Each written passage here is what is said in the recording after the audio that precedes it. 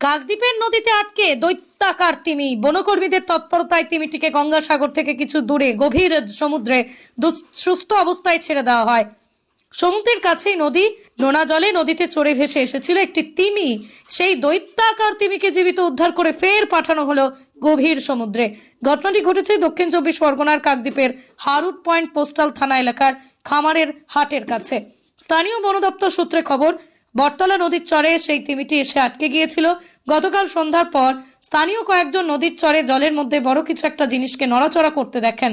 তারা নদীর পাড়ে দ্রুত পৌঁছলে হতবাক হয়ে যান, কারণ সেটি আর কিছুই নয়, একটা তিমি এসে কম জলে আটকে রয়েছে। তারপরে সবাই মিলে হাত লাগান উদ্ধার কাজে। পাঠানো সম্ভব হচ্ছিল না বেশি জলে।